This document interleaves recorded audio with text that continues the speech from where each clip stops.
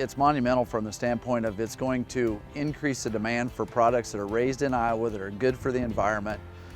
Bottom line is it helps Iowa farmers and the Iowa economy. Hello and welcome to this edition of the State of Soy. I'm Aaron Putsey and we're at the Gordon Wassenaar farm near Prairie City, and I'm with Randy Miller. Randy serves as president-elect of the Iowa Soybean Association. Randy, some historic legislation signed today by the governor supporting biodiesel and renewable energy here in Iowa. As a farmer, what do you take away from a signing like this? Aaron, it's monumental from the standpoint of it's going to increase the demand for products that are raised in Iowa that are good for the environment. Bottom line is it helps Iowa farmers and the Iowa economy. And as you're heading to the field and you're in the field planting another crop, obviously demand matters. It matters for the Iowa Soybean Association, matters to you as a farmer as well. Yes, the demand for soybeans and biodiesel creates 13% of the value of a bushel of soybeans, and that is huge, and this will only increase that. How does this help overall just the mood of the Iowa farmer? Obviously it was a slow start to spring, slow start to progress in getting this crop planted. What does legislation, what does activity like this do in terms of putting some wind in your sails as a farmer? We're always looking for the next use, the next thing to help to create more demand, and this is just another thing that does that. And it, from a farmer selling perspective, it gives you light at the end of the tunnel that we're going to just keep inching away at the pile of soybeans that are out there to get rid of.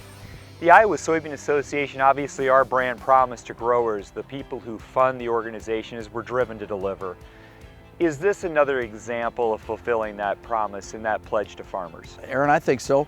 We're using checkoff dollars to fund these projects, to develop biodiesel, renewable diesel. All of those things are checkoff driven, using the farmers' money to develop new uses and more demand for their products. And it really shows too the ability to also then on the non-checkoff side be moving policy forward, that on the checkoff side we develop the product, on the non-checkoff side we are helping forward policy that benefits those products. It's really a win-win. It is, Aaron. Those advocate members that decide to join and help fund our legislative work, this is what comes from that commitment by farmers. You're hopefully hitting the latter stretch of getting this crop in the ground. You wanted to be here for this kind of event and to be present for Iowa Soybean.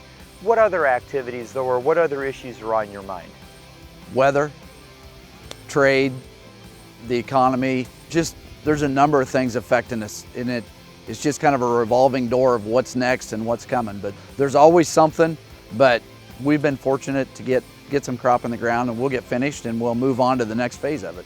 And as an elected leader, you don't mind, this is just one of those 3 meetings a year, right? Exactly. Exactly. Just 3 meetings, won't take much time. Very good. But no laughing matter, a very historic day today as we signed some biofuels policy that really will drive Iowa forward as the nation's leader in bioenergy. Reporting near Prairie City for the Iowa Soybean Association, I'm Aaron Putsey.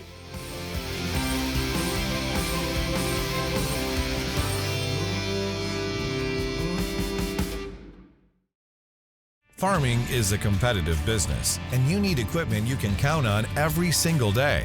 That's why for nearly 90 years, farmers have entrusted their grain handling to Brandt Agricultural Products. Brandt's full line of hardworking conveyors, augers, grain carts, vacs, grain bagging equipment, and tillage equipment are made to deliver the competitive edge you need to lead the field, and are manufactured here in the USA. For more information on our full line of products, visit brandt.ca today.